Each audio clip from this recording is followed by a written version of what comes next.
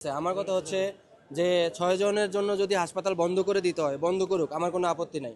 কিন্তু যেসব পেশেন্ট এখনো এখানে অ্যাডমিশনে আছে তাদেরকে সময় দিক, তাদেরকে সময় দিয়ে ওদের জন্য নতুন কোনো অ্যাডমিশন না নেক, অ্যাডমিশন না নিয়ে তাদের যতটুকু, যেহেতু এখানে হাসপাতালের রিসোর্স আছে তাদেরকে ট্রিটমেন্ট দেওয়ার, ওই রিসোর্সটা ইউটিলাইজ করুক।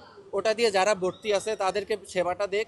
তারা সুস্থ হয়ে গেলে যখন এখানে রোগী শূন্য হয়ে যাবে এরপরে আপনারা সিলগালা করে দেন। কিন্তু এখন ভাই এনআইসিউর একটা বাচ্চাকে নিয়ে আমি, ঠিক আছে, আমাকে আপনারা বললেন যে অমুক জায়গায় এনআইসিউ সিট খালি আছে, আমি এনআইসিউ থেকে আমার বাচ্চাটা বের করব, বের করে ওই হাসপাতালে বেড পর্যন্ত যাওয়ার জন্য যেই সময়টা, এই সময়টা ওকে কে সাপোর্ট দিবে? এনআইসিউ সাপোর্টটা এটাকে আমি অ্যাম্বুলেন্সে পাবো, এটা আমি রাস্তায় পাবো? এই সময়টার মধ্যে তো আমার বাচ্চাটা এই সাপোর্টটা পাবে না।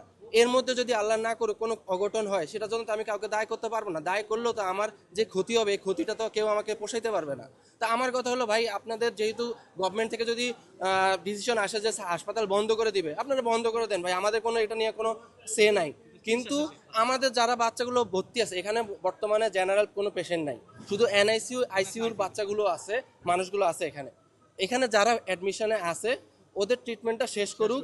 ওদের ট্রিটমেন্ট শেষ করে যখন শূন্য হয়ে যাবে রোগী তখন আপনারা বন্ধ করে দেন, সিলগালা করে দেন, একদম আজীবনের জন্য বন্ধ করে দেন। কিন্তু এখন আমাদেরকে এখান থেকে বাচ্চাগুলোকে একেবারে এনআইসিউ থেকে নিতে আমাদেরকে বাধ্য করার কোনো মনে করেন যুক্তি নাই এটা। ঠিক আছে, এটা একটা অমানবিক, এটা অমানবিক। কারণ আমি এখান থেকে এটা কি কি ভরসায় আমি বের করব?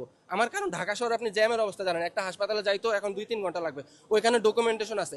এখানে আমার বাচ্চা 5 দিন ধরে ওর যে একটা অবজারভেশন, আরেকটা হাসপাতালে গেলে সাথে সাথে কি ওই অবজারভেশনগুলো ওনারা আইডেন্টিফাই করতে পারবে? ওরা কি এটা বুঝতে পারবে? ওদেরও তো আইডেন্টিফাই করতে একটা সময় লাগবে। এখন একটা বাচ্চা, 5 দিনের বাচ্চা, আপনি এত রিস্ক কিভাবে নেবেন?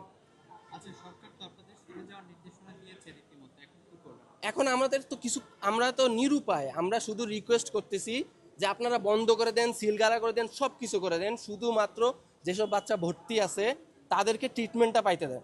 যে কিছু কিছু বাচ্চা এখন এখানে হয়তো এনএসসিতে 40-50টার মতো বাচ্চা আছে, ঠিক আছে, ওরা হয়তো কেউ কেউ 1 সপ্তাহ পর চলে যাবে, কেউ 10 দিন পর চলে যাবে, কেউ 15 দিন পরে চলে যাবে, এভাবে আস্তে আস্তে এটা খালি হতে থাকবে। ঠিক আছে, এটা খালি হোক, এটা শূন্য হোক, আর নতুন করে কোনো অ্যাডমিশন না নেক। ঠিক আছে, শূন্য হোক, তারপরে আপনারা বন্ধ করে দেন। আপনারা তো অলরেডি তো আপনার ইমার্জেন্সি বিভাগ, তারপরে জেনারেল পেশেন্টের বিভাগ, এগুলো তো অলরেডি বন্ধ আছে, এগুলোতে এখন নতুন কোনো অ্যাডমিশন হচ্ছে না।